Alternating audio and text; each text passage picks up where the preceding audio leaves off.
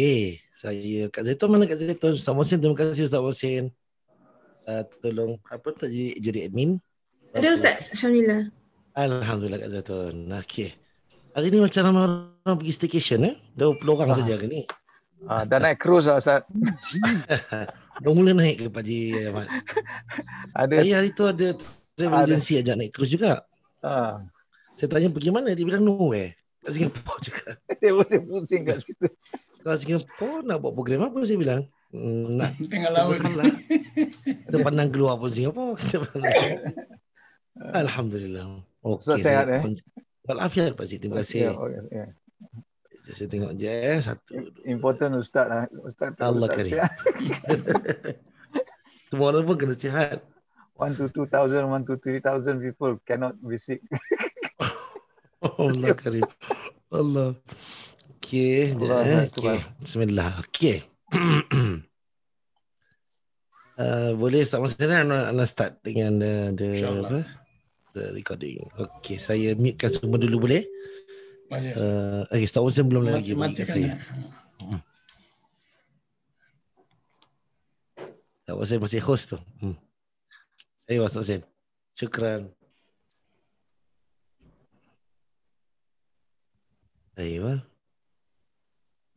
Thank you so much. اوكي استاذ محسن بعدين بحكي لك بعد الدرس. اوكي في شيء شويه يعني كلمت استاذ زبير موجود اليوم؟ لا انا قصدي في الزوم ما هو موجود. هو موجود يعني انت بديله. اي كلمناه في بعض الاشياء بس ما ادري عن شأن الاسبوع الجاي. اكلمك فيما بعد. اوكي تمام شكرا. اوكي احتاج اسجل ولا ما اسجل يا استاذ؟ انا اسجل ولا ما اسجل؟ خلي ديتا ما يكون مليان بس ما تنسى انت تاج اسمي في الفيسبوك. ما تنسى تاج في الفيسبوك اسمي. انا ما اسجل اليوم ماشي حتى ما يزحم الديتا. انا حقي ديتا زوم زحمه بعدين ما يسجل. بس انتم اليوم الان تنقلون مباشره صح؟ ما يحتاج انا اسجل. ماشي اوكي شكرا بارك الله فيك. اوكي بسم الله الرحمن الرحيم الحمد لله رب العالمين وبه نستعين على أمور الدنيا والدين والصلاة والسلام على الرسول الأمين وعلى آله وصحبه أجمعين. سبحانك لا علم لنا إلا ما علمتنا إنك أنت العليم الحكيم.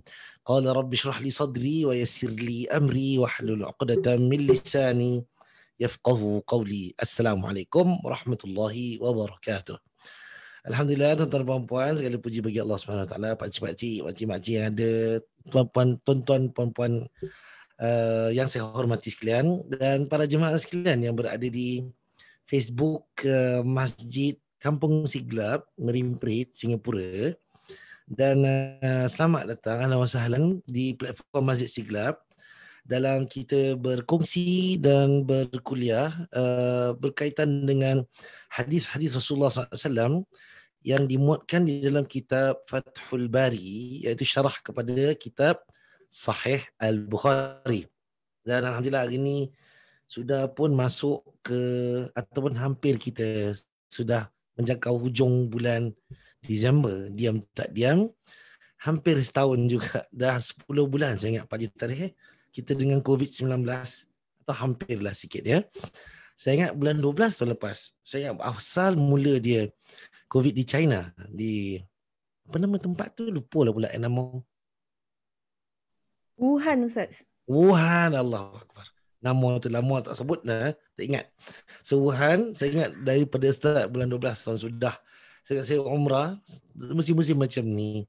Tentang syukur pada Allah, kita rida dengan apa yang Allah Ta'ala kurniakan dan kita juga dalam masa yang sama mensyukuri Allah dan terus mengharapkan daripada Allah SWT syifa dan juga kelonggaran.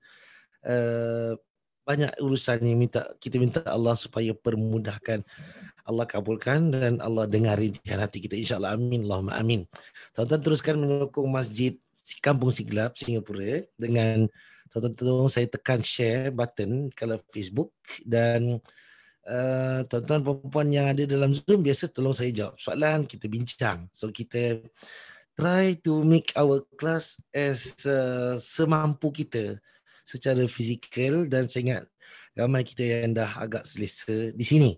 Dan tuan-tuan perempuan teruskan sokong juga Masjid Kampung Siglap. Saya ingat tuan-tuan mereka perlukan dana, dan kita doakan mudah-mudahan masjid kita ni Allah Ta'ala bantu dan berkati kewangan mereka. Okey, hari ni Kak Zaitun kita pada bab nombor 79.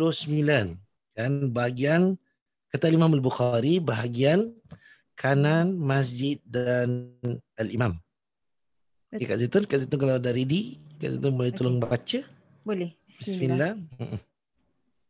Bab 79, bahagian kanan masjid dan imam. An Ibni Abbasin radhiyallahu anhuma qala qumtu laylatan usalli an yasarin nabi sallallahu alaihi wasallam fa akhadha bi yadi aw bi 'adudi hatta aqamani an yaminihi wa qala bi yadi min wara'i. Dari Ibnu Abbas radhiyallahu anhuma, dia berkata, aku berdiri suatu malam di samping kiri Nabi SAW. Maka baginda memegang tanganku atau pangkal lenganku hingga menempatkanku di bahagian kanannya. Ibnu Abbas berkata, baginda melakukan dengan tangannya dari belakangku. Keterangan hadis. Bab bahagian kanan masjid dan imam. Beliau menyebutkan hadis Ibnu Abbas secara ringkas yang sesuai dengan judul bab. Adapun kesesuaiannya dengan perkara masjid ditinjau dari sisi mutabaqah, sedangkan kesesuaiannya dengan masjid ditinjau dari sisi talazum. Sikap Imam Bukhari mendapat tanggapan dari sisi lain, iaitu hadis di atas membicarakan makmum yang terdiri dari satu orang. Adapun apabila makmum berjumlah banyak, maka tidak ada dalil pada hadis ini tentang keutamaan bahagian kanan masjid. Sepertinya Imam Bukhari mensinyalir riwayat... Minta maaf Kak, kita baca balik boleh dekat sikap Imam Bukhari. Sikap Imam Bukhari mendapat tanggapan dari sisi lain, iaitu hadis di atas membicarakan makmum yang terdiri dari satu orang. Adapun apabila makmum berjumlah banyak, maka tidak ada dalil pada hadis ini tentang keutamaan bahagian kanan masjid. Sepertinya Imam Bukhari mensinyalir riwayat yang dinukil oleh An-Nasa'i dengan sanad sahih dari Al-Bara'. Dia berkata, kunna idza sallaina khalfan nabi sallallahu alaihi wasallam ahbabna an takuna khalfahu. Biasanya apabila kami solat di belakang Nabi sallallahu alaihi wasallam, maka kami suka berada di bahagian kanan. Dalam riwayat Abu Dawud dengan sanad hasan dari Aisyah dari Nabi sallallahu alaihi wasallam, innallaha wa malaikatahu yusalluna ala mayaminil sufufi. Sesungguhnya Allah dan para malaikat berselawat kepada orang-orang yang berada di bahagian kanan saf. Adapun riwayat yang dinukil oleh Ibnu Majah dari Ibnu Umar, dari Ibnu Umar, dia berkata, dikatakan kepada Nabi SAW, jika demikian bahagian kanan masjid akan kosong.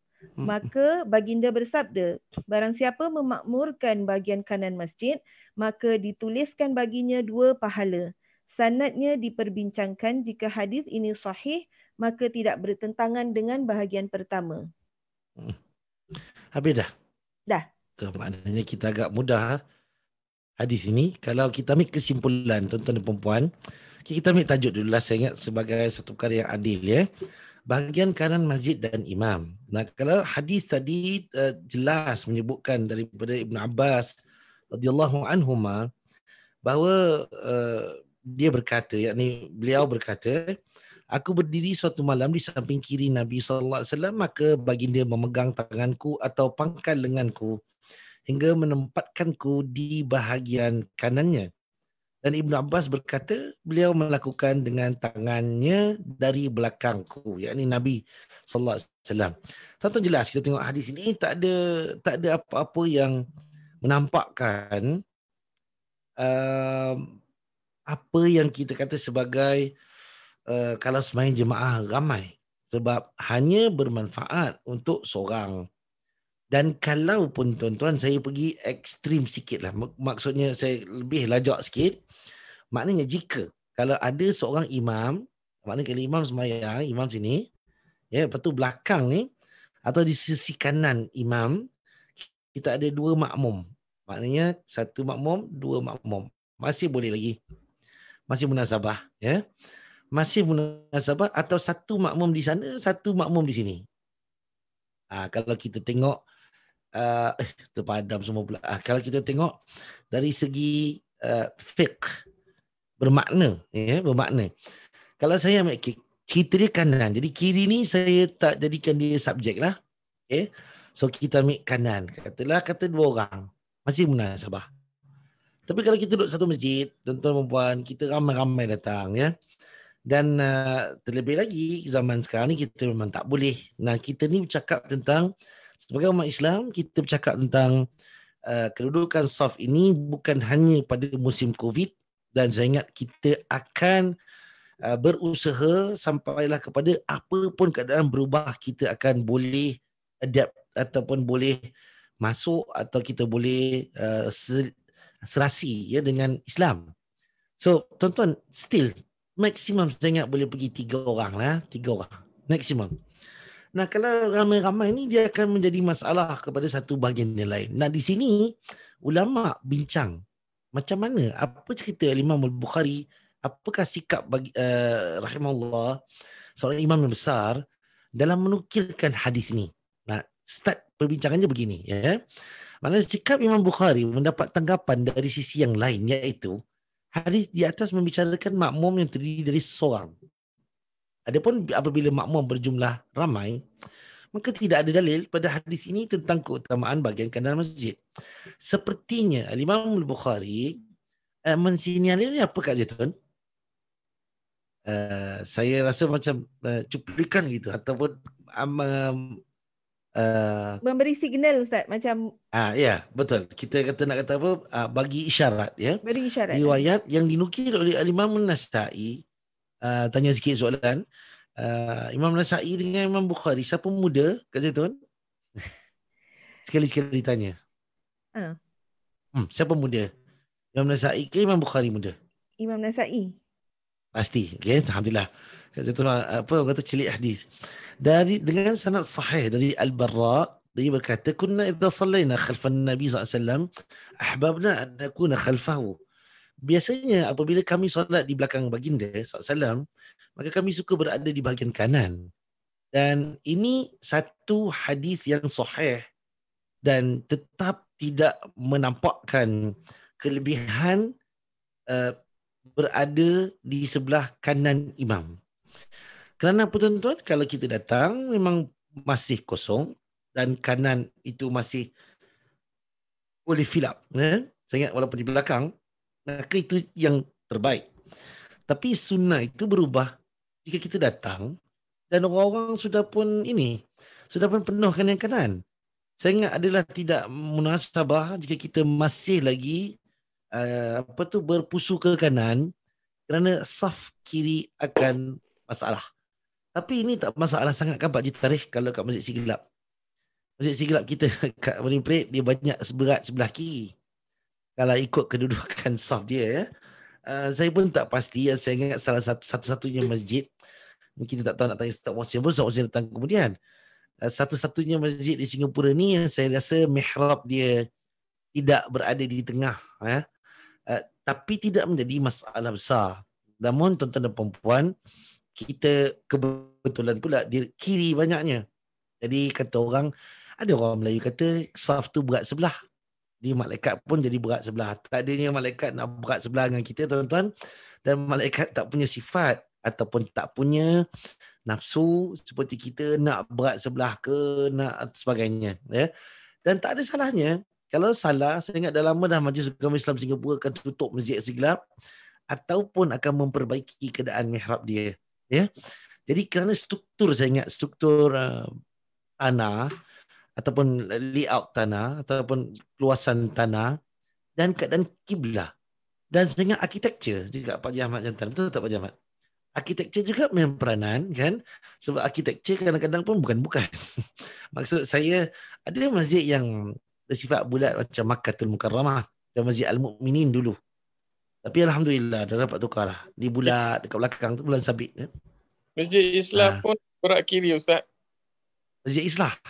Oh Pakcik Baruk. Masjid Islah berat. Okay, ya betul. Dia more to the left. Betul. Thank you Pakcik Baruk. Sebab saya ingat dia gunakan Dewan Seberguna sebelah tu. Dan kalau waktu Jumaat. Ya, tuan-tuan betul. Thank you Pakcik Baruk. Saya tak teringat Masjid Islah. Dan saya ingat Islah lebih baru daripada Masjid Istiqlal.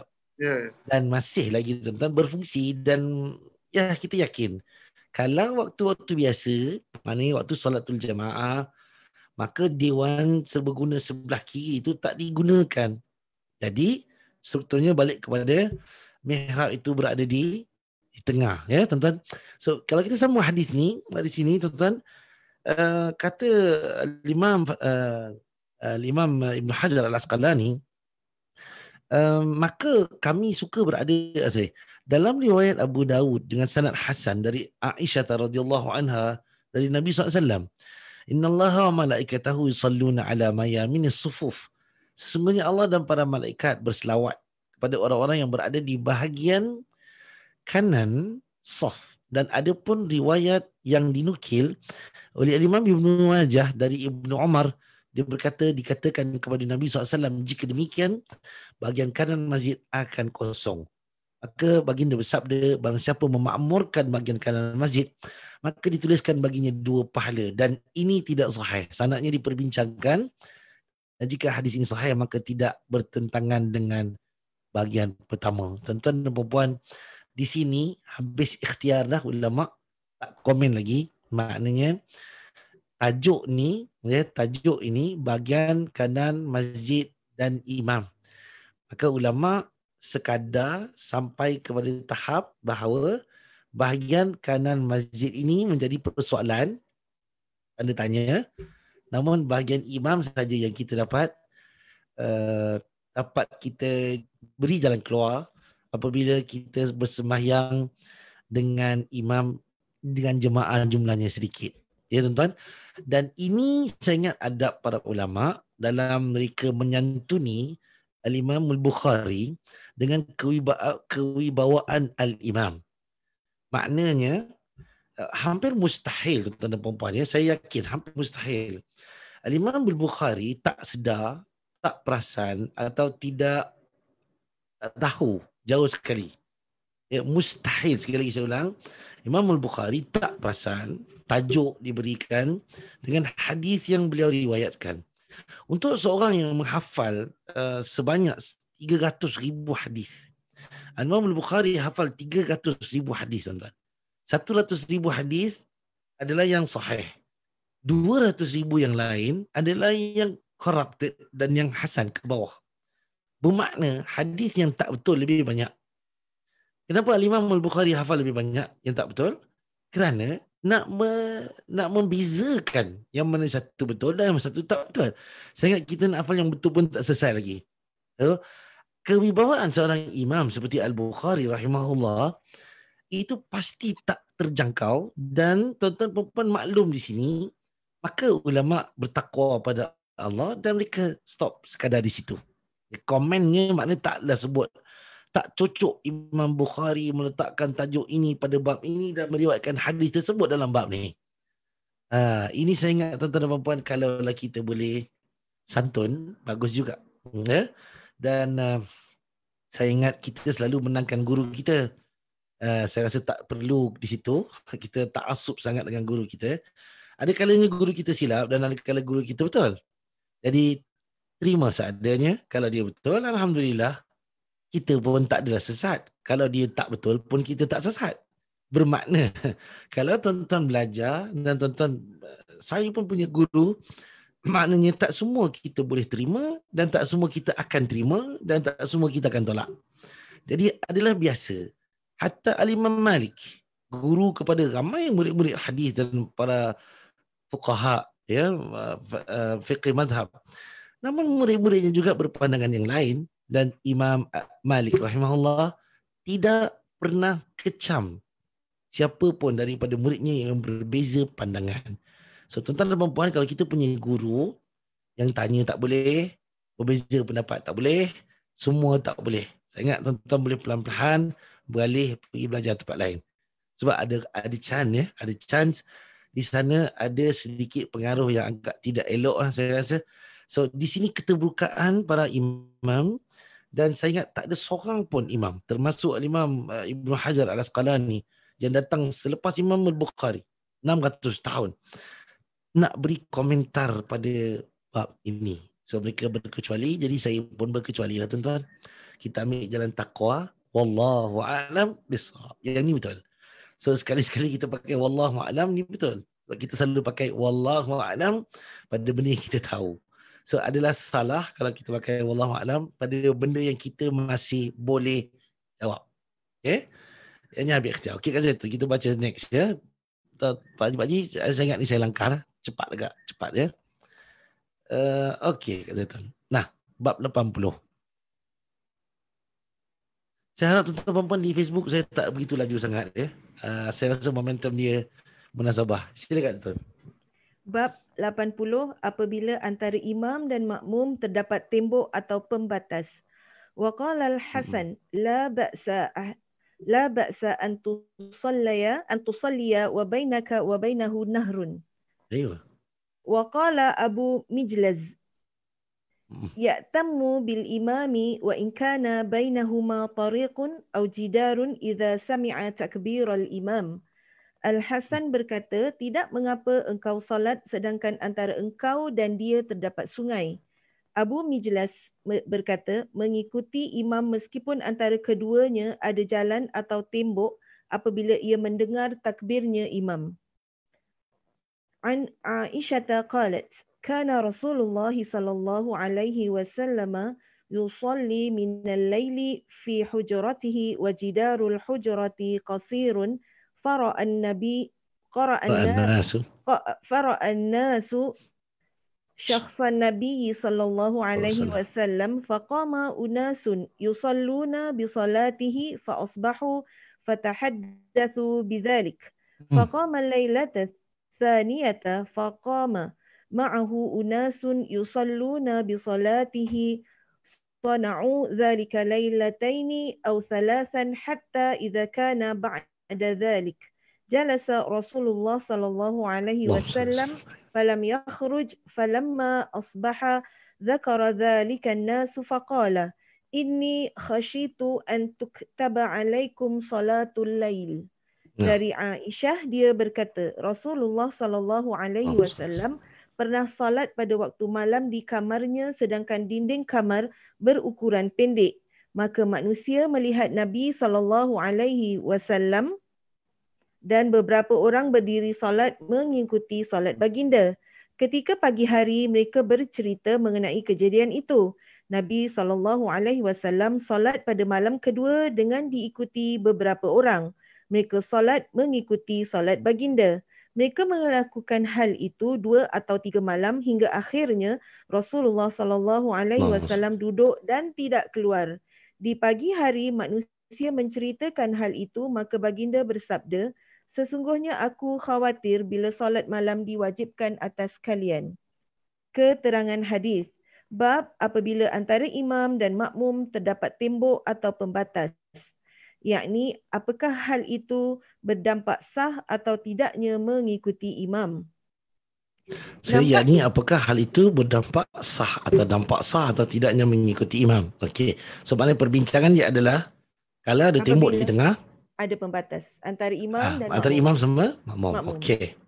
Silakan tuan. Nampaknya sikap Imam Bukhari menunjukkan bahawa hal itu tidak mempengaruhi sahnya mengikuti imam. Bagaimana pandangan dalam mazhab Maliki? Perbezaan pendapat dalam masalah ini sangat masyhur. Di antara mereka membezakan antara hukum berada di masjid dan tempat lainnya. Wa qala al-Hasan, Al-Hasan berkata, saya tidak menemukan lafaz seperti itu dinukil melalui sanad yang lengkap iaitu mausul. Sa'id bin Mansur meriwayatkan dengan sanad sahih dari Al-Hasan tentang seseorang yang solat di belakang imam atau di atas atap dengan mengikuti imam tersebut, dia berkata tidak mengapa. Waqala Abu Mijlaz. Abu Mijlaz berkata, riwayat ini disebutkan beserta jalur periwayatannya oleh Ibnu Abi Syaibah dari Mu'tamir, dari Lais bin Abu Sulaim, dari Abu Miljaz dengan lafaz yang semakna. Abu Miljaz. Sorry. Sedangkan Lais adalah perawi yang lemah, akan tetapi Abdul Razak meriwayatkannya dari Ibnu At-Taimi, yakni Al-Mu'tamir, dari bapaknya dari Abu Miljaz. Apabila benar demikian, maka ini adalah jalur periwayatan, yakni sanad yang sahih. Fi hujratihi, di kamarnya. Secara lahiriah, yang dimaksud dengan kamar di sini adalah rumahnya. Hal ini dikuatkan dengan penyebutan dinding kamar. Lebih jelas lagi adalah riwayat Hammad bin Zaid dari Yahya yang dinukil oleh Abu Nuaim dengan lafaz kana yusalli fi hujratin min hujari azwajihi. Baginda salat di salah satu kamar isterinya. Namun ada pula kemungkinan bahawa yang dimaksud adalah kamar baginda di masjid yang terbuat dari tikar al-hasir. Seperti yang diterangkan dalam riwayat berikutnya. Demikian pula dalam hadis Zaid bin Thabit yang disebutkan sesudahnya. Abu Daud dan Muhammad bin Nashr menukil juga melalui dua jalur periwayatan lain dari Abu Salamah dari Aisyah bahawa dialah yang mendirikan tikar tersebut di pintu rumahnya, sehingga mungkin difahami bahawa kejadian tersebut berlangsung lebih dari satu kali. Atau riwayat dalam bab ini menggunakan lafaz majaz, iaitu tirai tersebut dinamakan tembok, dan penisbatan kamar kepada Aisyah, iaitu kamar Aisyah. Okey, selesai. Lagi. Okey, faqama unasun. Ada sikit lagi. Faqama unasun. Beberapa orang Nasun. berdiri. Unasun. Faqama unasun. Beberapa orang berdiri. Inilah inti pembahasan judul bab kerana konsekuensinya mereka berdiri di luar kamar sedangkan Nabi SAW berada di dalamnya. Falamma asbaha dzakara dzalika an-nasu. Ketika pagi hari manusia menceritakan hal itu, yakni menceritakan hal itu kepada baginda SAW. Abdul Razak memberi keterangan bahawa Nabi SAW menunjukkan pembicaraan itu kepada Umar radhiyallahu anhu. Keterangan ini beliau nukil daripada Ma'mar, dari Zuhri, dari Urwah, dari Aisyah. Antaktaba alaikum, diwajibkan atas kalian, yakni difardukan. Lafaz difardukan terdapat dalam riwayat Hammad bin Zaid dari Abu Nuaim. Demikian pula terdapat dalam riwayat Abdul Razak dari Ibnu Juraij, dari Zuhri, dari Urwah, dari Aisyah. Pembahasan selanjutnya akan diterangkan dalam pembahasan tentang tahajud, insya-Allah. Insya-Allah taala. Okey. Terima kasih tuan. Laju kat kita macam ini. Okey. Tuan-tuan, tajuk bab ini jelas menunjukkan bahawa apabila antara imam dan makmum terdapat timbuk atau pembatas. Okey. Saya ingat ini adalah perbincangan ulama dari dulu sampai hari ini. Sebab saya ingat masjid-masjid kita pun terbatas dengan perkara-perkara seperti ini. Kerana ibu-ibu, mungkin ibu-ibu ke atas tingkat 2 kalau dululah, maknanya sebelum COVID, ya. Hatta COVID pun saya ingat ibu-ibu ada di bahagian yang dikepung ataupun ibu-ibu berada di bahagian yang ditutupi dengan tabir ataupun kerana ada segregation antara jamaah lelaki dan jamaah perempuan. Boleh saya tanya sikit pendapat Pak Jamat Jantan, adakah menjadi satu perkara yang elok ataupun manislah jika jemaah wanita ini ditutup, maknanya disaring, ditutup dengan tabir atau kepungan sehingga dia tidak nampak imam. Sila Pak Jamat. Sebab saya ingat kat Singapura Pak Jamat dengan kat Malaysia lain. Khusus kalau Malaysia, masjid yang besar-besar, masjid negara, saya ingat wanita akan dipisahkan soft. Tapi wanita tidak ditutup dengan tabir. Maknanya disusun kipas, kan? Nanti tengok ibu-ibu dengan telkong kat belakang tu kan. Jadi mana satu yang minimum sebenarnya Pak Jamat, atau mana satu yang juga lagi satu soalan, mana lebih elok? Sila Pak Jamat jantan. Saya ingat yang ditutup dengan tirai itu kan, macam Ya, kita di Singapura tu kita taruh setengah dalam. Itu lebih elok, lebih lebih elok. manis maksudnya. Ya, itu lebih elok saya ingat. Pak Jamat, maknanya kalau itu lebih elok bererti ada, kalau di Malaysia ulama'nya ramai. Ulama'nya ramai. Malah kalau imam-imam masjid negara atau negeri, masjid besar-besar ni, dia ada imam 1, imam 2, imam 3. Saya tengok kalau UIA tu je dari imam 1, 2, 3. Kalau masjid negara, saya ingat antara yang pernah menyandang jawatan masjid negara, imam pertama, imam 1, Datuk Syahril, almarhum Datuk Syahril. Pernah juga yang satu lagi Datuk yang sekarang ni janggut putih tu, siapa nama ni? Datuk Syahril yang dulu sekali. Ada sekarang, lepas tu Datuk, apa saya nama, Datuk Sidong Singapura. Itu imam masjid imam masjid wilayah, ya. Dari masjid negara dipindahkan ke masjid wilayah. Jadi adakah di sini kurang dimanfaatkan, maksudnya ulama'nya, atau memang ada apa-apa Pak Jamat rasa pandangan Pak Jamat kenapa mereka buat macam tu? Ini bukan mengumpat di sebelah. Ini kita bincang. Sila Pak Jamat. Ya, betul. Ini pendapat masing-masing lah Ustaz. Jadi kita jangan melanggar apa yang disuruh, sudah. Kita tengok dia macam, kita bandingkan ini macam Malaysia ni, kita nanti orang kata kita ada korup sikit kan.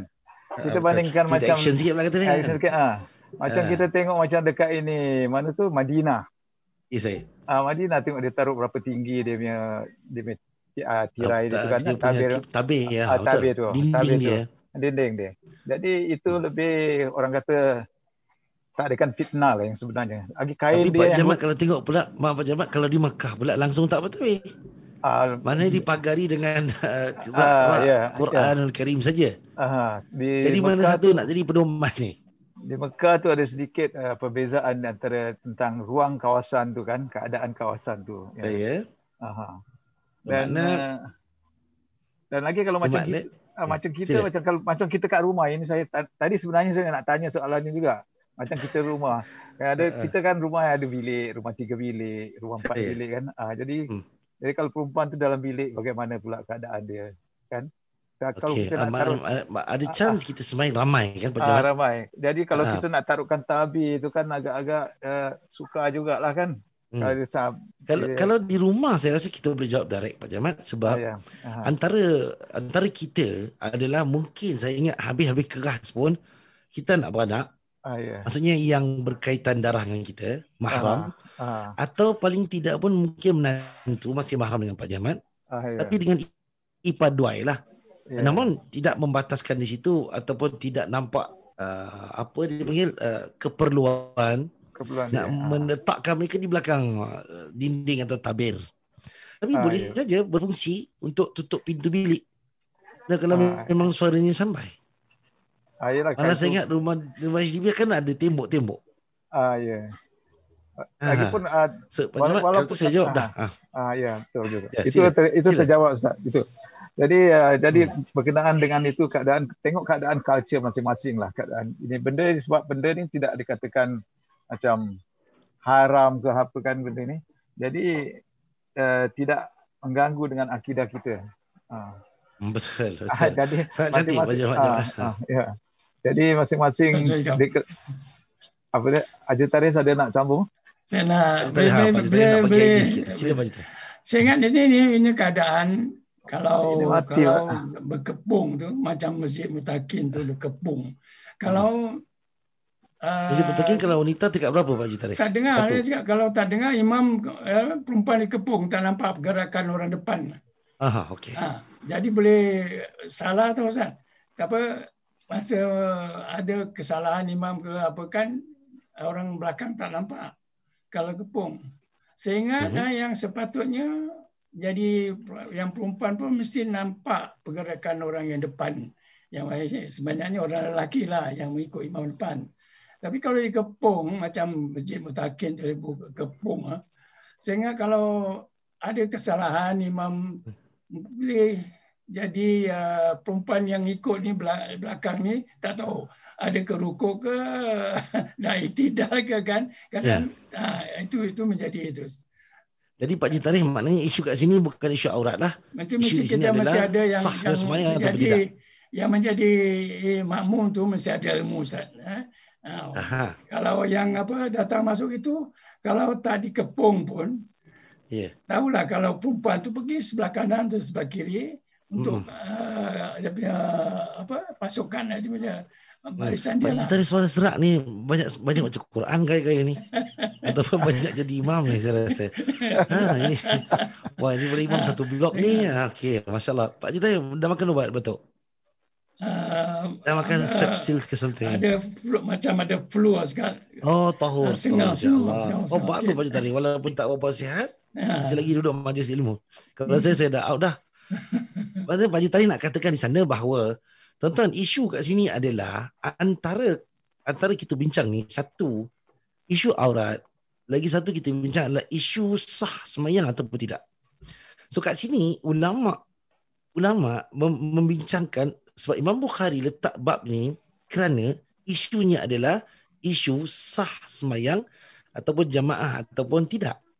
Sebab membataskan ini ataupun yang kita terpisah, istilah dia adalah boleh menjadikan jamaah tu tak sah ataupun dia tak aman, sama ada diikut ke tak ikut, ya. Makcik Betty kata kat sini, Ustaz pernah pada satu masa jemaah wanita di Masjid Kasim yang bergantung kepada suara imam sebab mikrofon rosak, jemaah wanita ada di tingkat 2. Jadi apa tu Makcik Betty? Jadi huru-hara ataupun jadi jengok atau jadi macam mana, ya? So di sini tuan-tuan, hatta kalaupun orang lelaki dan ulama membataskan beberapa perkara, ya. Kalau ikut Imam Al-Bukhari dalam bab ni, boleh saja. Maknanya antara imam dan makmum terdapat tembok dan pembatas. Okey. Selagi mana syarat Imam Al-Bukhari terdengar suaranya. Maknanya suara subjek. Kalau suara ni tak ada, maka tak jadi dari jemaah. Dan tuan-tuan perempuan, saya kira mungkin boleh saya sifatkan dinding rumah Nabi SAW dengan kita punya pemisah. Saya rasa tebal pemisah kita lagi. Ya, tebal lagi pemisah kita. So bermakna kat sini ada pertimbangan lain. Macam Betty kata, jadi kita bingung nak ikut macam mana. Di saat itu Makcik Betty, saya tanya soalan, di saat itu Makcik Betty dan yang lain-lain terputus lama ke tidak? Dan apa yang jemaah ni buat? Tuan-tuan, saya kalau di Asyakirin dulu saya kerja di tingkat 4, saya ingat. 1, 2, 3 masih lagi boleh nampak bawah. Di tingkat 4 sama sekali dia dinding Pak Haji Tarikh. So dia depan dia tu, dia cover wall. So from end to end, you cannot see anything in front of soft depan, ya. Dan kat sini tuan-tuan perempuan, kita sangat menjaga ataupun sangat berusaha supaya tidak sampai putus televisyen. Maknanya ada kita pancarkan imam sedang khutbah dan sedang solat, tapi kita tak mampulah kalau dia putus. Maknanya sadaqallahul azim. Di sini jadi kayu ukur pada ulama, maknanya adakah jemaah di situ sah ataupun tak sah. Maknanya kalau memang dia takkan dengar jika terputus dan jika dia ada halangan tertentu, maka totally out. Maknanya dia tidak sah. So di sini tuan-tuan, saya buat kesimpulan untuk tuan-tuan mudah. Al-Imam Al-Bukhari tak ada masalah selagi suara ada. Saya tengok Imam Bukhari sangat lenient dalam bab ni, dan Al-Imam Al-Bukhari adalah seorang faqih. Tuan-tuan, faqih, bila saya sebut faqih, orang yang sangat tahu dalam memberi hukum kepada umat. Seorang imam, okey, saya bukan nak hukum imam, ya. Tapi kalau semua tak boleh pun susah. Jadi ada keadaan ni kita kena raikan, dan ada situasi yang kita tak boleh lari. Saya ingat masjid-masjid dulu macam di Syria, Jami' Amawi. Masjid sangat besar. Tapi masjid dulu dia luas terbentang tapi tak ada penghadang. Masjid di Turki, tuan-tuan kalau tengok ada masjid 800 tahun, ada 860 tahun. Di kawasan apa dipanggil lupa pula nama tempat tu, tuan-tuan. Anak di sana, tuan-tuan dan puan, saya ingat kita tak terbayang sebesar-besar masjid tu. Tuan-tuan nampak setiap pojok dia tu di bahagian ujung-ujung dia tetap akan connected dengan jemaah. So masjid kita pula, architecture tak berapa bagus macam orang dulu. Dalam masa yang sama kita banyak memisahkan antara satu tembok dengan tembok yang lain. Kita ada bahagian ni, kita ada bahagian tu. So di sini tuan-tuan dan puan-puan, Al-Imam Al-Bukhari, saya ambil dasar Imam Bukhari. Selagi suara sampai, selagi dengar dah, sampailah suara imam tu kat telinga tu, maknanya ada lagi imam Allahu Akbar, Allahu Akbar, Allahu Akbar, maka kira jemaah lah. Jemaah tu still valid for that. Tapi saat dia putus suara tu, tu cerita lain. Maknanya tuan-tuan, dia akan berubah daripada keadaan makmum dalam saat terputus tu, tuan-tuan. Kalau lama lah terputus sampai 1 ke 2 rakaat kan, menggelapar, kita tak tahu nak buat apa kan, cari apa imam buat ni kan, kita pun duduk tunggu, tak tahu dia dah tahiyat, atau kita berdiri tunggu dia dah tahiyat, ataupun kita dengar-dengar dia dah bangun berdiri. Kita kalau ikut dia pun kita akan lari atau istilah dia hilang. So saya yakin tuan-tuan di sini jemaah sebagai makmum pasti boleh react accordingly dan habiskan solat anda. Okey? Bermakna saya ambil di sini tuan-tuan, kalau kita pergi mana-mana masjid Singapura ni, bermakna tuan-tuan solat kat mana pun tuan-tuan, atas bumbung ke bawah ke kan, basement ke tuan, belakang ke dalam classroom ke kan, mana pun lah. Sebab Masjid Khair tempat saya sini ada classroom. Dia akan buka classroom kalau untuk Jumaat dapat jadi tarikh. So classroom tu akan ada TV. Tapi ada juga memang classroom tu yang TV dia inna lillahi wa inna ilaihi raji'un. Memang selesai. Makna tuan-tuan dia akan buka pintu sikit untuk dengar. But still you can nampak di luar jika ada apa-apa terjadi. Dan pernah terjadi pun. Bila putus suara imam, maka jamaah mula bersahutan. Alhamdulillah. Tapi ni yang kira terputus habis tuan-tuan. Memang tak ada connection lah. Memang that's it jam. So accordingly react dan tuan-tuan bolehlah habiskan sembahyang tuan-tuan. Dan saya ingat pada ketika itu Allah lebih tahu keadaan.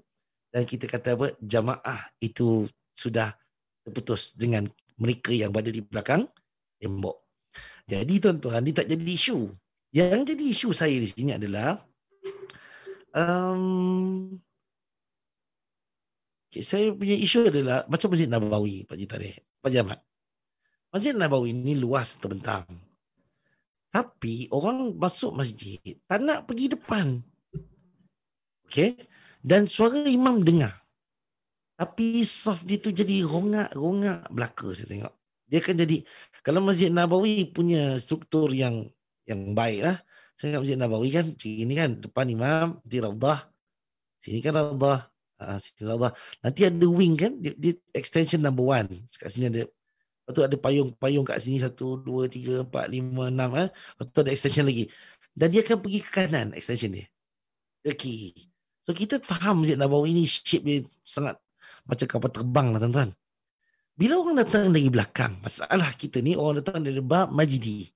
Bab Majidi ni tuan-tuan, bab yang datang dari belakang ni. Dia dari arah kiblat. Maknanya kalau saya berjalan tu saya ke arah kiblat. Masyarakat yang ada duduk sini ni, selalu kalau masuk masjid ni, semua parking sini. Semua parking kat sini. Kawasan ni masih banyak kosong. Sini kosong, semua kosong. Biasanya sini, bolehlah kawasan yang saya ni tuan-tuan agak penuh lah.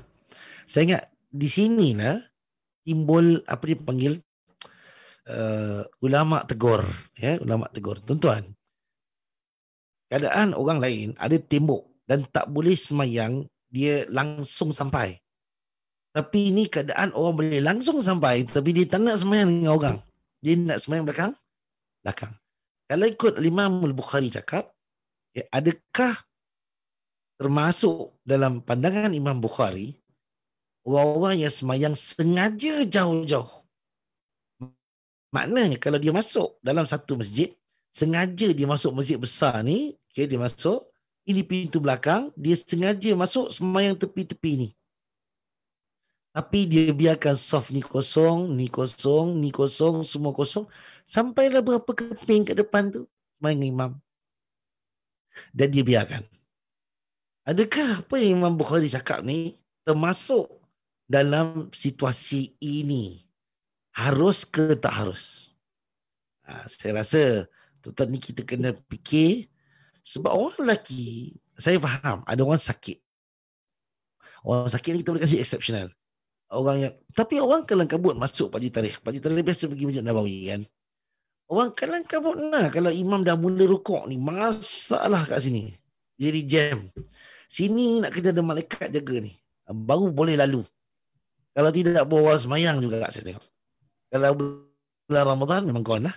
Kalau hari Jumaat lagi gone ya. Situasi itu lagi gone.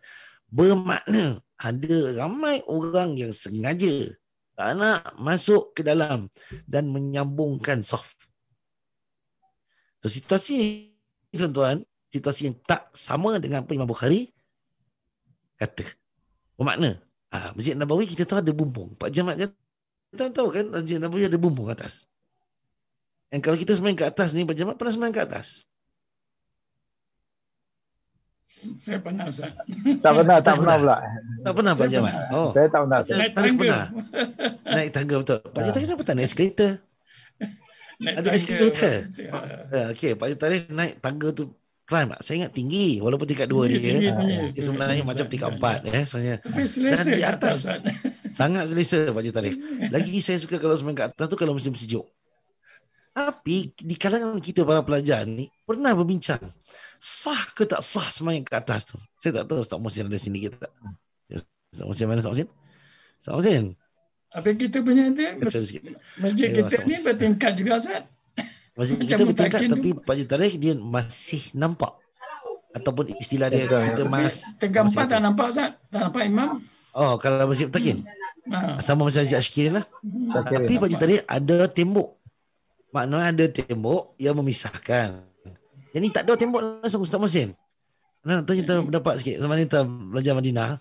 Ada student-student yang berdebat kalau sembahyang kat atas. Bukan berdebat lah, berbincang. Itu dengan suara Ustaz. Sembahyang kat atas tingkat 2 tu, sah ke tak sah?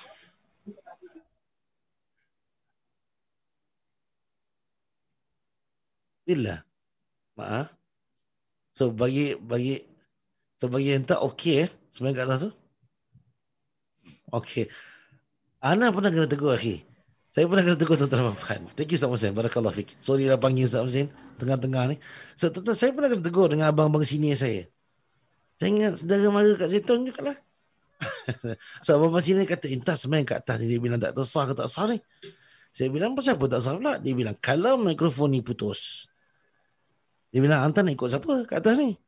Kita tak boleh nampak imam kecuali kita tongging tuan-tuan." Satu, nombor 2 memang tuan-tuan tak larat nak tongging pun. Maksud saya tuan-tuan nak terlingkup begitu tak larat. Dan ada tingkap tadi the height is too tinggi. Jadi kita takkan nampak di bawah. Kita cuma nampak kaca je. Dan di atas tu sangat rapi Pak Jutar. Sebesar Masjid Nabawi di bawah tu adalah ruang salat masjid yang sama. Bermakna kalau kecil pun sikit. Dan cuma kecil itu saya tak dapat sembahyang tempat payung dia, tempat dia punya kubah yang boleh buka tutup tu. Dan tuan-tuan, basement Masjid Nabawi masih ada, belum digunakan sama sekali dan seluas sebesar yang atas. Saya pernah pergi waktu excursion saya dengan universiti, sebesar yang sama. Dia orang kata belum pakai. Maknanya belum pakai, belum ada keperluan untuk pakai sebab mungkin jemaah secara umum dulu datang come and go, I mean in out. Jadi dia tak macam Mekah bertumpu sekali. But dia punya square feet exactly dengan yang atas. Cuma kawasan kalau makam Nabi itu tak adalah, dia akan tembok sajalah. So tuan-tuan dan puan-puan, Ya, itu terjadi perbincangan dan saya nak mengatakan pada tuan-tuan, kita boleh ambil pandangan Al-Imam Al-Bukhari ni Pak Haji Tarikh. Yang agak santai. Maksudnya dengan dalil ya, bahawa Nabi pernah sembahyang malam di belakang tabir rumah Rasulullah SAW diikuti oleh para sahabat atau segelintir daripada sahabat. Dan tidak ditolak. Cuma Nabi cakap, aku khawatir. Nah, kalau keteruskan lagi nanti hari berikutnya, akhirnya jadi wajib pada kamu salat malam. Dan jika tidak boleh atau tidak sah, maka Nabi akan kata apa? Kamu ikut aku sia-sia di belakang aku, namun sia-sia pada keadaan tersebut. Pak Cik Tarikh boleh tangkap maksud saya di sini ya. So berrisau pasal Masjid Mutakin tu. Kena doa banyaklah supaya suara tak putus. Dan kalau bolehlah pihak masjid adakan TV dan sebagainya, lebih baik. Mana saya pribadi merasakan bahawa tak semestinya wanita duduk dalam border ataupun dalam kawasan terdinding tu lah, di dinding ataupun dibatasi sama dinding. Ini Kak Aini, kalau ada Kak Aini akan suarakan. Kak Aini akan sebut kita tak nampak imam, dia bilang. Kita tak nampak penceramah, dia bilang. Ya, there is a possibility. Namun ibu-ibu, kita kena ambil imbal balik lah. Pak Jamat nak cakap sesuatu, Pak Jamat, sila. Pak Jamat ke depan tu. Sila Pak Jamat. Saya teringat masa saya sembahyang raya di kenapa Dubai. Pak Jamat? Saya sembahyang raya di Dubai masa tu. Ada satu ketika tu memang sounded out. Kita dah memang tak boleh nampak imam lagi. Pasal dia dalam 300 meter orang sembahyang. Allah. Jauh dia, besar. Macam macam ada 4 padang bola gitu. Jadi kita tak nampak imam kat depan terus. Walaupun dia taruh stage kan. Dia taruh stage. Kita dah tak nampak.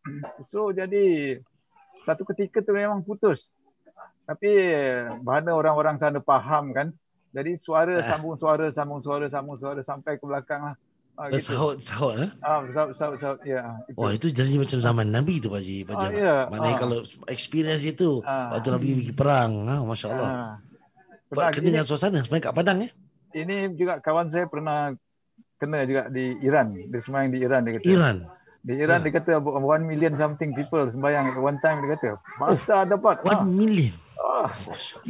Jadi dia kata dia kebetulan kat belakang. Satu ketika tu putus semua sekali. Dia tercegat sekejap. Tapi lepas tu suara sambung sampai. Oh, kalau 1 juta lebih saya rasa akhir itu dia bagi salam, lepas orang dah bersurai kat depan pun boleh. Sebab dia Allahu Akbar kan, dia akan beransur. Oh, ini sangat menampakkan kerjasama Pak Haji Ahmad. Ya betul. Situasi itu situasi yang luar biasa. Alhamdulillah. Pak Haji Ahmad waktu semai kat Dubai tu, dekat UAE tu, nampak perempuan dibawa sama? Tak ada perempuan. Tak ada, semua lelaki semua lelaki. Kalau ada pun perempuan, saya ingat orang Arab tuan-tuan, dia akan letakkan satu tempat juga. Orang Arab lagi lah, tak boleh tengok isteri dia. Tak boleh. Lepas tu tak boleh tengok orang perempuan dia. Saya ingat hampir sensitif lah. Hampir boleh berbunuh lah tuan-tuan. Maknanya, tapi dia scolding kita tak apa. Baca Tarikh. Ini kadang-kadang ada buka sebelah sikit. Cuma ini takwa masing-masing. Bagi saya, ada ketikanya kalau mungkin wanita, kalau macam Kak ini selalu sebut, kita tak nampak, mana nak suarakan untuk nampak. Saya minta 1-2 syarat lah. Iaitu syarat dia, ibu-ibu kena imbal balik jugalah dengan kita lelaki. Bermakna kalau kita buka tirai itu ataupun kita nampakkan ibu-ibu, atau istilahnya tak bertabir, ibu ibu kena kurangkanlah solek sikit yang ni solek, wangi sangat Kadang-kadang imam pun boleh pergi belakang. Ini masalah. Kalau imam check soft sampai ke belakang, saya ingat ini musibah lah 1. Nombor 2, kadang-kadang sama-sama jenguk semua belakang. Imam pun jenguk, makmum pun jenguk. Yang kat belakang ni dia tak kerti apa dia baca lah.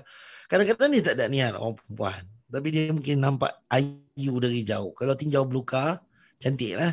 Kita tengok dekat-dekat baru nampak kedut dia tu. So maksudnya tuan-tuan, sekarang ni berapa banyak maji agak-agak tudung macam-macam pesen kan. Saya tengok kadang-kadang kita nak segah dari belakang macam orang muda. Saya takut juga salah tackle Pak Haji Tarikh. Tapi kadang-kadang kita tengok pusing depan tu macam mabuk jugalah kita tengok. So maksud saya di sini, kalau ibu nak terdedah dan terbuka sedikit, maknanya ruangan itu juga untuk ibu-ibu. Ibu-ibu kena kawal suara. Maksud saya, ketawa tu, yalah, faham-faham saja. Kadang-kadang kalau kena pensyarah yang kelakar sikit, saya ingat ibu-ibu, ibu-ibu memang wakil rakyat yang agak kuat ketawa. Lepas tu kita kuat juga mengaminkan. Sebab jumlah ibu ramai. Jadi ibu kena ambil ketawa di sebalik inilah, sebalik pam tangan ni, tapak tangan. Ataupun mungkin ibu mungkin pada pakaian ya. Saya ingat ibu kalau nak duduk kena lebih tertib. So ada tata susila. Kalau ibu di Malaysia, saya mungkin tak keterlaluan kata. Ibu di Malaysia banyak yang pakai tekung. Selagi dia duduk dalam dia solat tu, selagi itulah dia bertelekung tu putih yo. Macam tu. Sebenarnya dia duduk je lah macam tu. Dia tak ada dah habis semayang. Dia tak ada. Dia mungkin keadaan tu kurang vibrant macam kita. Mungkin juga kerana kita sibuk lebih. Ya, orang-orang di negara jiran, Allah bagi nikmat. Dalam keadaan mereka tersusun waktu mereka. Jadi waktu kerjanya habis. Jadi nampaklah teratur. Kita mungkin lebih nampak rugged and flexible dalam kita melakukan solat. Dan itu juga dituntut. So bermakna kita touch and go sometimes ya. So saya ingat ibu-ibu ada kebaikannya juga. Dan saya simpati juga dengan ibu-ibu yang kadang-kadang ibu-ibu tak suka terbuka. Saya tengok dulu kat Masjid Al-Mu'minin kat Zaitun. Kat Masjid Al-Mu'minin kan tingkat 2 tu kan. Dia tahu langsir. Mak Haji ni satu selak, satu tutup. Satu selak, satu tutup. Waktu tu saya ceramah. Satu tu selak dia. Siapa ustaz ni dia buka? Dia buka. Siapa ustaz ni? Saya pun tak nampak. Saya pun dengar lah. Saya Mak Haji saya bilang. Satu lagi tutup. Dia bilang, awak tak malu. Satu buka, satu tutup. Lah memang bergaduh sungguh. Memang bergaduh sungguh. Ibu musibah fitnah ni jadi. Orang perempuan nak punya angkara ni. Ini kalau cerita kat masjid tu lah. Maknanya dia selak, dia tutup. Dia satu kata, jangan selak. Saya tengah buka selendang. Saya tengah santai dengan syarahan. Dia satu kata, siapa suruh awak santai? Awak pakailah selendang. Dia duduk depan dia pun selak macam tu. Lah saya tengok masjid mungkin masjid tengok agak susah pakai tirai ni. Dia bikin panel Pak Haji Tarikh. Dia bikin betul-betul tutup. Maknanya bergelas tapi agak dia panggil apa? Hazy sikit lah. Jerbu sikit. Tapi boleh see through. Half lah. Nak kena scoding betul baru nampak. Nak kena tengok teropong betul-betul baru nampak. So maknanya tuan-tuan perempuan di sini keperluan masing-masing itu tetap ada. Elok kalau terbuka. Bolehlah ibu-ibu tu turut ya. Ibu jangan risau. Tak ada apa-apa yang wajib ibu kena tanggung. Orang-orang yang kena. Ada ibu-ibu marah tarawih dalam Dewan Serbaguna. Kasih aircon pun marah. Saya pun tak faham. Kita orang lelaki ni berasap kat depan tu. Saya jadi imam. Pak Haji Tarikh, Pak Haji Ahmad Yun pun menjumpa saya kat Masjid Istighfar. Ada aircon tu pun berasap kepala. Saya dengar habis semayang memang berpuluh-puluh baju. Ibu-ibu kita kasih duduk dalam aircon pun gaduh juga. Nak keluar daripada aircon, nak pergi mana? Ibu, la ilaha illallah. Yang penting, khairu sufufir rijali awaluha. Saf lelaki tu di mana? Depan. Saf ibu-ibu kat mana? Kat belakang. Kat belakang tak apa lah. Berkepung ke, bertabir ke, tak bertabir ke, tak apa. Makna boleh saja ibu-ibu jaga diri elok, boleh saja ibu-ibu sambung saf di belakang. Dan sekiranya, saya bagi petua, kalau ibu-ibu masuk masjid, ibu-ibu seram. Kalau ni atas, kita sarang dengan hantu. Saf kita seorang di hantu sebelah. Dan memang ada masjid-masjid agak koreh sikit lah. Yang agak koreh sikit. Naik-naik tu belum naik apa lagi, nampak terbang lah, terbang. Ada saya tak nak sebut dalam masjid mana tapi happen thing happen few times. Even saya sendiri pernah naik Pak Haji Tarikh satu masjid. Saya punya niat tu nak cek tu nak tolong tutup kan. Dia main kasar juga Pak Haji Tarikh. Kita pergi pintu sana, dia tutup pintu sebelah sini. Dia tutup sana. Kita tengok sini. Saya pergi sebelah sini, kerusi pula. Saya pun bismillahirrahmanirrahim. Sebelum saya yang seriau kat atas tu, saya pun sama Allah alhamdulillah. Sebab diorang kata kadang-kadang dia kacau. Special appearance. Yang saya kena tu hari Jumaat. Saya kena tu. Dan tuan-tuan alhamdulillah. Itu semua makhluk Allah. Jin pun nak semayang. Itu pun nak kata apa? Takkan nak marah benda berbunyi. Jin pun wajib semayang Jumaat. Jin pun semayang asar. Kalau kita nak semayang tempat kita, jin pun semayang tempat dia juga. Jadi munasabah lah. Kalau masjid besar, sampai ke atas tu, tak ada orang pakai. Jin pakai, okey. So ibu-ibu jika datang masjid-masjid yang agak sunyi, sepi, sendu, lendu ni, ibu-ibu boleh lah pergi tingkat 1. Soft belakang sekali. Belakang sekali, ibu-ibu kenakan telekong, pakai buat semayang lah. Saya pernah juga nampak seorang orang wanita yang dihalau oleh lelaki. Dia bilang, naik, awak bukan tempat awak sini. Pak Haji pun satu. Agak-agak lah. Kalau semayang Jumaat, Mak Haji tu belakang seorang lelaki, okey, itu fitnah. Tapi pada situasi yang memang mengizinkan, agak lapang. Pak Haji banyak yang uzur duduk rumah. Tak semayang jemaah. Mak Haji tu datang. Biarlah dia semayang kat belakang tu. Saya tak rasa ada apa-apa dosa. Dan di sana menampakkan bahawa saya ingat Masjid Raudah ada satu model.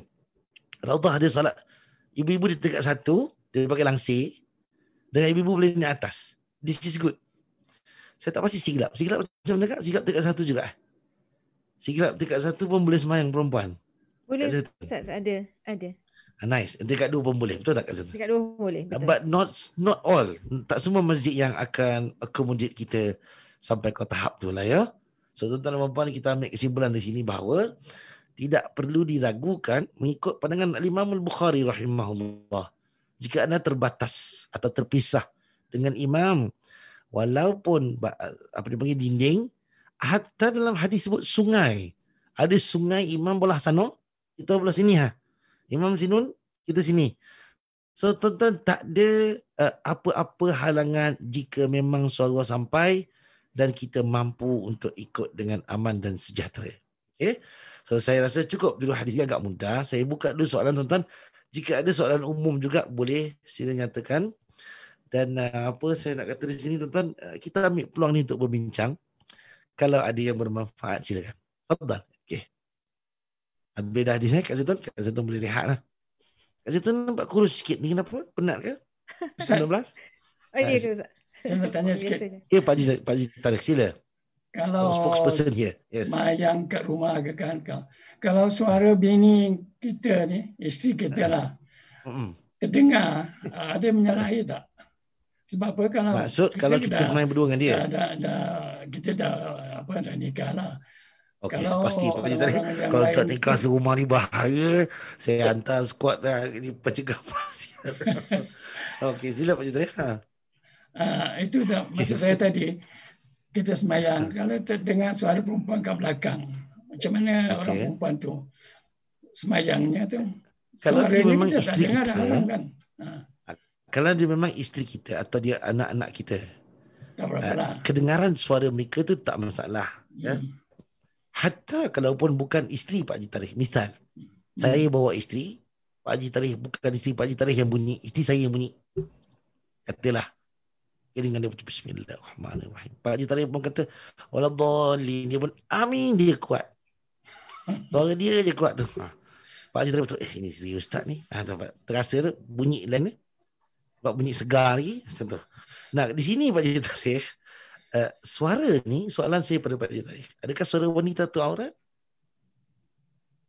Tapi orang perempuan tak boleh tinggikan suara kan. Tapi kalau orang perempuan tak boleh tinggikan suara masuk Pak Haji dalam semayang atau dalam...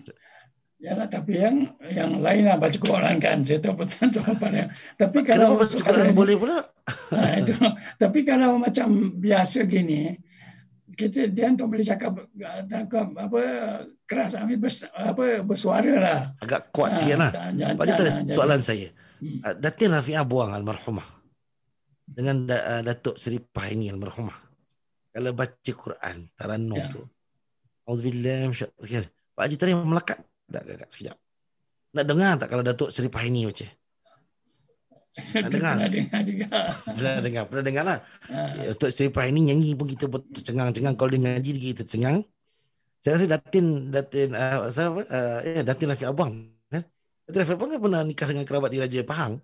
Saya ingat salah seorang yang memang agak masyhur boleh mengaji tarannum. Nah, agak-agak Pak Haji Tarik kalau dia mengaji tu kira okey ke tak okey? Okey ke bahaya ke? Dangerous ke? Okey saja. Tengah tu ada batasan ya Ustaz. Kata kalau kita bukan mahram kita, kita memang tak tak dengar lah. Kadang kita boleh dengan suara kita boleh jadi mendatangkan nafsu kan. Syahwat. Tapi Pak Cik Tarikh yang dengar tu yang syahwat, yang baca itu tak ada apa. Dia yang katalah menyebabkan Datin A, B, C, D, F, G kata. Saya baca je. Maknanya saya tak ada apa. Yang gatal tu Pak Haji tu. Pak Haji tu yang bersyahwat dia. Saya tak ada masuk campur dalam yang ini gambar. menyebabkan dia suara tu. Oh, sebab dia bersuara. Dia tu dia bilang gini, siapa suruh Pak Haji dengar? Pak Haji tu tak ada teringat dengan kapas. Baik podong lah. Kenapa? Itu tak boleh. Dia nak salah siapa kat sini? Dia salah lembu ke salah susu? Susu dulu ke lembu dulu? Sedang saat ni Pak Haji Tarikh, kalau saya boleh bagi pendapat sikit Pak Haji Tarikh, suara wanita ni dia adalah bukan aurat. Dia bukan aurat macam mana tubuh badan dia kita kena tak boleh tengok, tak boleh dengar. Sebab saya nampak Pak Haji Tarikh berbual dengan Mak Haji pun banyak juga, terutama dengan Haji Fatimah. Haji Fatimah Dubai. Haji Fatimah Pak Haji Tarikh pun bawa. Saya nampak kalau kira tak boleh, maknanya Pak Haji Tarikh saya dah hukumkan berdosa dah. Lepas tu Masjid Kasim lagi. Maknanya dia Pak Haji Tarikh, saya pun berbual kan Kak Zaitun tadi pun kita berbual. Mana pembaca kita adalah Kak Zaitun. Jadi tuan-tuan, dia tak ada exceptional. Suara wanita secara umum memang bukanlah aurah. Namun suara wanita yang salah digunakan, dan ni bukan suara wanita je, termasuk suara lelaki sama juga. Kalau memang disalahgunakan untuk menggoda atau tujuan-tujuan menyebabkan kehancuran pada seseorang, Pak Haji Tarikh, yang ni Islam tolak lah. It is haram due to the act of apa intention yang dia nak buat tu. But physically suara sama aja. Kalau wanita saya sama. Itu yang kata, ada sebagian orang kata wanita menyanyi haram, lelaki menyanyi halal. Mana pula dapat hukum tu? Ahmad Jais boleh nyanyi, habis kena Sharifah ni tak boleh nyanyi. This is double standard. Dah sangat bias. But mungkin lebih fitnah bila wanita menyanyi, sebab wanita keluar dengan aksesoris. Saya tak pernah nampak Datuk Sharifah ini almarhumah tak lalat di kurang. Tak pernah. Saya siap kira lagi kalau keluar. Hari ni 7, besok 9, besok pemerintah begini, besok kita pula.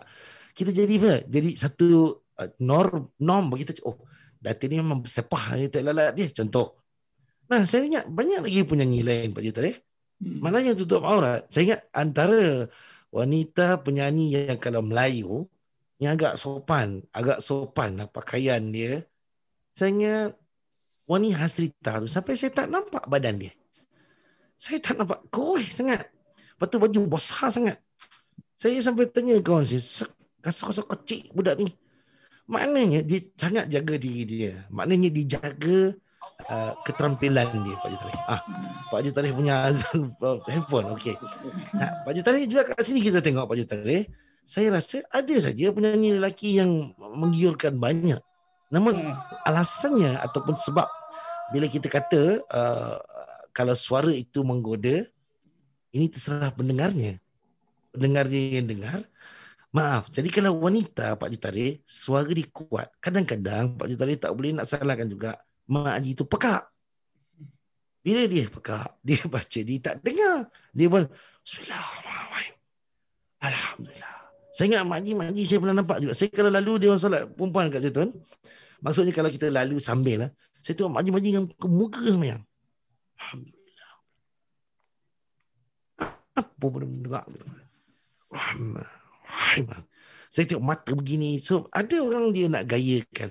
Pak Haji pun boleh tahan. Cuma Pak Haji ni steady sikit. Kita ada biasa tuan-tuan ya. Saya ingat muslimah yang ada, dan sampai ada di kalangan muslimah. Saya tengok budak muda akan komplain kalau orang tua semayang sebelah dia. Dia bilang, Ustaz bising Mak Haji, memakak. Fatihah gitu, jamakkan kita 3 orang sekali. Dia baca seorang. Maknanya kuat. Mak Haji tu baca kuat. So dalam lingkungan ini Pak Haji Tarikh, luar ikhtiar.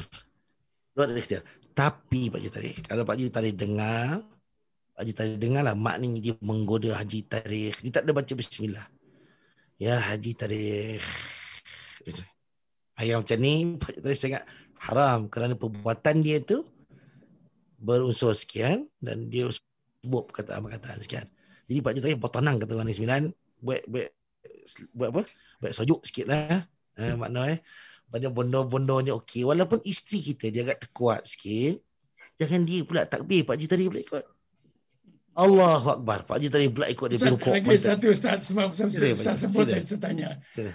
Kita kalau baca dalam zuhur ke semayang asar kan tak dengar kan. Tak dengar. Maksudnya sir. Secara senyap. Tak dengar lah. Kita yang membaca mesti dengar kan. Saya? Kita mesti dengar. Maksudnya dengar sendirilah. Dengar sendirilah. Saya. Tapi kita kadang kita baca orang sebelah boleh dengar.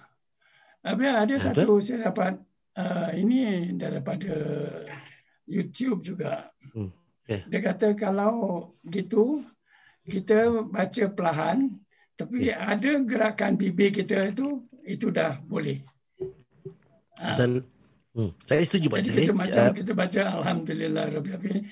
Suara tak bunyi, tapi gerakan bibir itu cukuplah mengatakan kita baca. Betul. Maknanya Pak Cik, ada satu flow yang kita ikut. Kita dengar saya baca? Dengar? Tak dengar kan? Walaupun saya depan mikrofon. Tak dengar apa kan? Tapi bibir ni dia seiringan dengan apa yang kita panggil gerakan hati. Maksudnya yang kita bisikkan dalam kita sebut, dan flow momentum bibir itu dia synchronize. So ini memadai dan dia tidak masalah pun kalau dihilang-hilang. Tak masalah. Sebab kalau semua nak berbunyi, pakai nampak gaya rendah dalam masjid tu. Macam tu ni. Dia jadi apa? Tompek bertarung lah pula.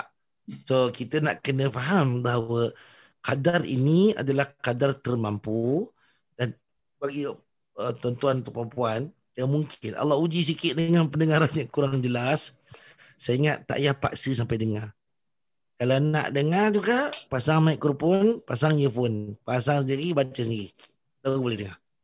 Or else kita akan ganggu orang sekeliling kita dalam dia ya Allah Allah Pak Cik Tarikh. Boleh Pak Cik Tarikh? Pak Cik Tarikh jangan lupa makan ubat. Orang sakit mesti makan ubat. Ada madu? Tak ada madu saya hantar. Ada Ustaz. Madu ada, sentiasa ada. Bagusnya ada madu, kira nampak sihat ni kalau ada madu. InsyaAllah saya okey je. Kalau saya serak, biasa saya makan madu dengan lemon. Saya perah lemon titis, saya makan madu. Biasanya mujarab lah. Lemon kuning. Betul, lemon kuning. Lemon tak ada warna lain kan, lemon kuning memang warna kuning. Saya ada lagi soalan lain tuan-tuan. Kalau nak tanya, kalau tak ada kita boleh berhenti ya teman. Dan sepaham saya seperti yang Ustaz Mohsin ada apa internet iklan?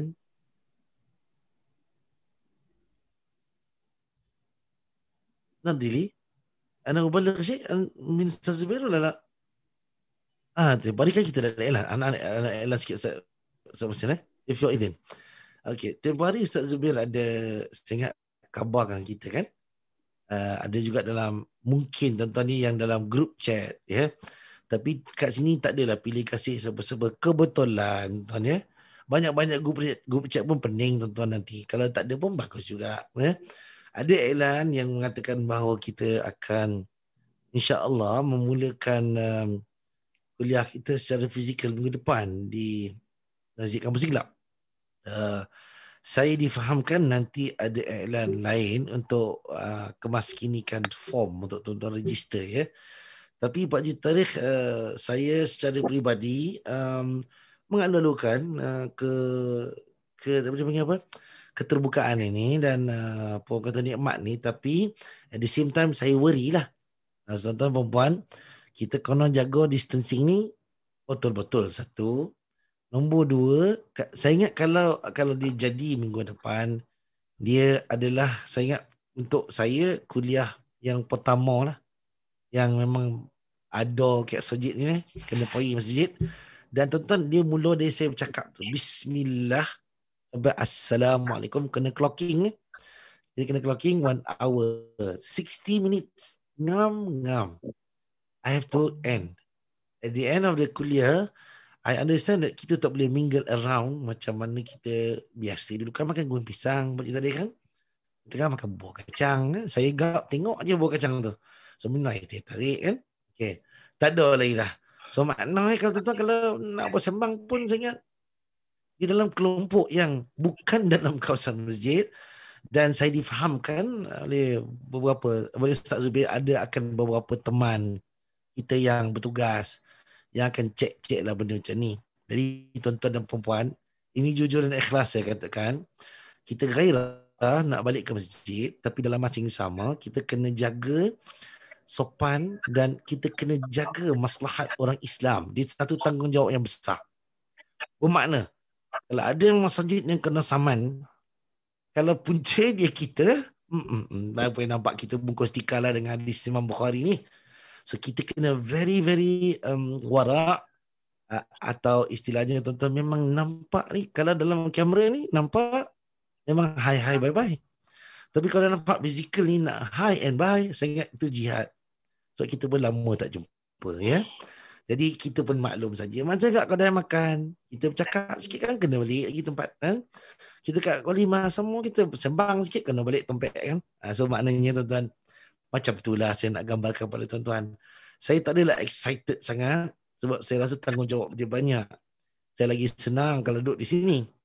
Tapi ya tak apa-apa, kita meraihkan masjid. Untuk masjid mungkin nak jadikan benchmark ataupun dia punya pilot ni ya, pertama. Jadi siapa dia kena banyak puasa. Kurang bercakap. Betul. Ya, kita kalau kuliah tu tak habis, tak boleh nak ambil apa tuan-tuan. Kena kena cut juga. Itu memang dalam perjanjian yang ada ya. Saya cuma khabarkan dulu sebab saya kena galakkan tuan-tuan dan perempuan untuk beri kerjasama. Ya, kedatangan tuan-tuan dan perempuan walaupun sebentar kata orang, sejam, tetap Allah kira dengan pahala jihad pergi dan pulang. Sama juga dengan kita duduk dalam Zoom ni tuan-tuan, semua jihad juga, dan kita mendapatkan pahala menghadiri majlis ilmu, malaikat doakan keampunan. So saya kalau Pak Haji Tarikh tanya saya, hopefully ditunda lagi. Saya sukalah. Dia bukan kita yang start. Saya rasa tanggungjawab ni berat lah. Tapi alhamdulillah kalau mula pun satu perkara kita kena lalui bersama. Kita orang beriman kena pastikan benda tu berjalan dengan baik untuk kita dan orang lain ya. Saya harap terima kasih banyak pakcik-pakcik, makcik-makcik yang ada. Thank you so much. Sila, siapa cakap tadi? Ada siapa lagi? Okay. Kalau tak ada apa, saya insya-Allah tuan-tuan kita jumpa minggu depan di sana di Masjid Siglap. Saya ingat jam berapa, dia tak sebut lagi berapa. Nanti kita tunggulah maklumat yang terkini daripada Ustaz Zubir. Tuan-tuan perempuan yang berada di Facebook, bolehlah tinjau Facebook Masjid Kampung Siglap. Tuan-tuan boleh usah sikit lah. Hari Ahad ke hari Sabtu, tuan-tuan tengok-tengok untuk tuan-tuan dapatkan maklumat lanjut. Atau boleh telefon saja ke pejabat Masjid Kampung Siglap Marine Parade Singapura ya. Terima kasih banyak atas kehadiran semua, sama ada virtual ataupun tuan-tuan berada di Facebook yang hanya tengok tak dapat bersoal. Kita doakan semua kita sejahtera, Allah sayang kita, kita ikhlas, hati kita tenang, kesihatan tubuh badan kita juga baik, insya-Allah taala. Amin amin.